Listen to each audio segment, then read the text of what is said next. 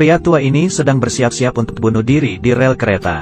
Ternyata sudah ada orang yang lebih duluan darinya. Ia melihat orang-orang di sekitarnya. Semuanya cuek dan mengeluarkan HP untuk merekam. Dia tidak sanggup melihatnya lagi. Di saat kereta api masih belum datang, ia langsung turun ke rel, lalu menolong pria itu naik ke atas.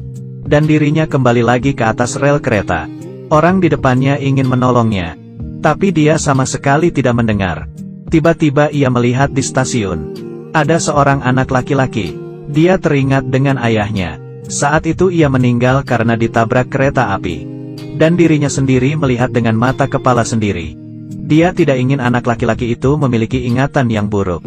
Di saat detik-detik kereta itu hampir datang, dia langsung mengulurkan tangannya ke atas. Sebelum pergi dia pun kesal. Karena ini bukan pertama kalinya dia mencoba untuk bunuh diri. Pria tua ini bernama Off. Ia seseorang yang temperamen. Orang lain menyapanya. Dia hanya bisa mengatakan kejelekan orang lain. Beberapa bulan yang lalu istrinya meninggal karena sakit. Dia juga diberhentikan dari pekerjaannya. Di bawah penderitaan, dia memiliki ide untuk bunuh diri. Pulang dari kuburan istrinya, ia dandan di depan cermin, memakai setelan jas yang baru, dan maju ke depan tali yang sudah dia siapkan.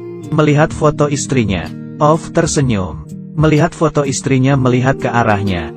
Ia kemudian memindahkan foto itu ke tempat lain. Ia naik ke atas kursi, memasukkan tali ke kepalanya. Di saat bersiap untuk menendang kursi, dari luar muncul suatu suara. Ada tetangga baru yang pindah rumah. Dia pun kesal dan melepaskan talinya. Lalu ia bergegas keluar. Kebetulan melihat mereka saat mundur, menabrak kotak surat rumahnya. Dia berkata ke supir, "Awas, aku saja." Dengan sekali langsung bisa memundurkan mobil ke dalam garasi. Ia melemparkan kunci ke arah supir dengan kesal. Kemudian kembali ke rumah untuk bunuh diri. Ia merapikan rambutnya. Sekarang harusnya sudah tidak ada yang mengganggu. Tapi dia baru saja naik ke atas kursi. Tetangganya sudah mengumpulkan banyak orang. Dan ada gadis kecil yang melihatnya dari jendela. Ia pun langsung menyimpan talinya. Kelihatannya rencana bunuh diri hari ini gagal. Keesokannya ia menurunkan gorden jendela. Kali ini tidak ada lagi yang bisa mengganggunya. Dia memasang kembali talinya. Kemudian suara bel rumah berbunyi. Ia tidak ingin memedulikannya, tapi bel rumah terus berbunyi. Ia dengan kesal membukakan pintu. Ternyata ada dua anak kecil. Kata kasar yang sudah ia persiapkan disimpan kembali ke dalam hati. Ternyata tetangga baru ingin berterima kasih kepadanya, dan secara khusus memberikannya makanan. Sekalian meminjam tangga kepadanya. Di saat ia menemukan tangga, wanita tua di seberang datang mencarinya untuk membantu memperbaiki penghangat ruangan, dan mengatakan ke tetangga baru mengenai kejadian istrinya. Akhirnya dia sudah tidak bisa menahannya lagi. Kembali ke rumah, ia melihat foto istrinya, dan menyiumi pakaian istrinya yang dulu sering dipakai. Dan membayangkannya ia di depannya. Kali ini dia sudah memastikan, memasukkan kepala ke tali yang sudah disiapkan, lalu menendang kursi. Dia akhirnya sudah mau berhasil. Kepalanya mulai kekurangan oksigen. Ia terpikir kembali dengan kehidupannya. Saat itu dia masih kecil, dan kehilangan ibunya, kemudian hanya hidup berdua dengan ayahnya. Pernah sekali ia datang ke tempat kerja ayahnya, dan hampir saja ditabrak kereta. Itu juga pertama kalinya ayahnya menggendongnya. Hal itu membuatnya merasakan rasa sayang dari ayahnya. Setelah besar ia membawa nilai dan memperlihatkannya ke ayahnya. Setelah dilihat, ia tersenyum senang. Lalu mengambil kertas nilai itu dan memamerkannya ke pekerja lain. Saat itu sebuah kereta datang, dan membawa nyawa ayahnya pergi. Tiba-tiba tali putus. Off kembali lagi ke realita. Dia memutuskan untuk mengganti cara bunuh diri. Ia datang ke wanita tua di seberang untuk mengambil pipa air, dan membantunya memperbaiki penghangat ruangan. Di saat tidak ada orang ia berbicara dengan temannya yang sakit. Dirinya sudah bersiap untuk meninggalkan dunia. Meninggal untuk selamanya. Sebelum Off pergi, temannya ternyata sudah menahan pipa air. Dia ingin mencegah Off, tapi tekad Off sudah bulat. Off bersiap untuk bunuh diri menggunakan asap mobil. Ia sudah menyedot asap mobil. Kemudian menutup semua jendela. Ia masuk ke dalam mobil dan memulai tindakannya. Menutup mata tunggu mati. Asap mobil mulai dilepas. Ingatannya kembali lagi ke waktu itu. Setelah ayahnya meninggal, satu-satunya rumah mereka juga dibakar oleh petugas. Kali ini dia tidak memiliki rumah untuk ditetapi. Hanya bisa mencari kesempatan untuk tidur di dalam kereta. Tak disangka di saat ia paling terpuruk, membuatnya bertemu dengan orang yang sudah ditakdirkan. Ia menggunakan sepatu merah, dan mukanya yang didandan, penuh kepercayaan dan menarik, tersenyum seperti malaikat. Tidak hanya membantunya membayar tiket kereta, tapi juga membantunya mengeluarkan tas saat ia turun dari kereta. Dengan tatapan bodoh melihatnya, saat berpisah ia baru menyadari, dia sudah jatuh cinta kepadanya. Kemudian ia tiap pagi, akan tepat waktu menaiki kereta ini. Hingga 3 minggu kemudian, Off bertemu lagi dengannya. Keduanya janjian untuk makan malam. Kencan pertama kali, Off sangat malu dan hati-hati. Ia mengatakan ke Sonja, dirinya tidak memiliki mobil, rumah atau tabungan. Sonja mendengarnya dengan diam. Dan di saat itu suara ketukan pintu membuatnya bangun. Ia langsung membuka garasi mobil, dan mengenai hidung tetangga hingga berdarah. Ia mengatakan suaminya terjatuh dari tangga, ingin Off untuk mengantar mereka ke rumah sakit. Dengan begini rencana bunuh dirinya pun gagal. Setelah sampai di rumah sakit, tetangga memintanya untuk menjaga kedua anaknya. Off menggunakan suara beruang, membacakan mereka buku. Kemudian ia mendapatkan pelukan dari mereka berdua. Pelukannya tidak besar tapi menghangatkan. Saat kembali, di depan pintu rumah, mereka menemukan seekor kucing. Tetangga pun menggendongnya masuk ke dalam rumah. Karena anaknya alergi dengan kucing, jadinya hanya bisa diberikan ke Off untuk dipelihara. Begini deh, dirinya tidak mati. Dan masih tambah lagi seekor kucing. Keesokannya ia membawa kucing keluar, dan hampir saja ditabrak mobil. Ternyata tetangganya sedang belajar menyetir. Off mengetahui pelatih itu tidak baik. Kemudian ia mengatakan dia sendiri yang akan mengajarnya. Bahkan di tempat duduk meletakkan beberapa koran. Di saat lampu merah, mobilnya terus-terusan mati. Orang di belakang terus membunyikan klakson.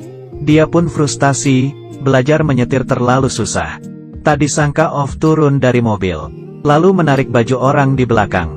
Kamu masih berani gak? Kemudian ia kembali lagi ke dalam mobil, menggunakan caranya sendiri untuk menyemangatinya. Akhirnya ia pergi untuk tes mobil, dan meminta tolong ke Off ke rumah untuk menjaga anaknya.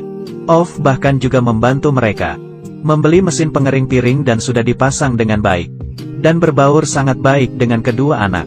Bahkan kucing pun mulai dekat dengannya, membuat hidupnya mulai ada sedikit harapan. Tapi hari ini Off bertemu dengan seorang pria. Ia bekerja di perusahaan obat, mengandalkan korupsi dan suap untuk keuntungan pribadi. Aku tahu apa yang kamu perbuat demi istrimu. Menurutku itu sangat bodoh, dan kamu bahkan lebih tidak masuk akal. Hal ini memukul hati Off yang lemah. Ia kembali ke dalam rumah dan menangis. Kemudian harapannya mulai runtuh. Kali ini ia mengambil senapan. Ia mengarahkan senapan ke bawah dagunya, kemudian memasukkannya ke dalam mulut. Berpikir sangat lama, ia mengarahkannya lagi ke kepalanya. Suara bel berbunyi, Off langsung keluar rumah, dan memarahi kedua orang anak muda di depannya. Mereka adalah murid dari istrinya. Salah satu dari mereka diusir dari rumah, sehingga meminta tolong untuk boleh nginap sehari di rumahnya. Off melihat muka istrinya, dan akhirnya mengiyakan. Keesokan paginya, sang murid membuatkan sarapan, dan menanyakan Off mau makan atau tidak. Setelah sarapan, mereka bersama-sama pergi patroli di sekitar. Tetangga si gendut juga ingin ikut.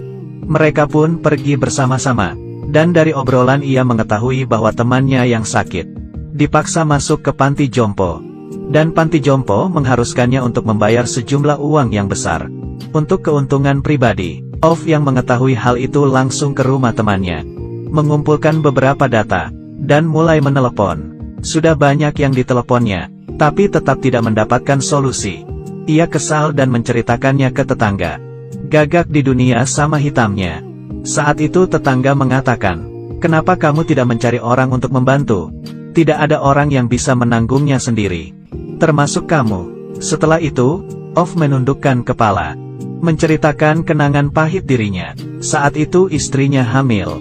Keduanya pergi untuk jalan-jalan. Tiap tempat pasti akan difoto untuk dijadikan kenangan.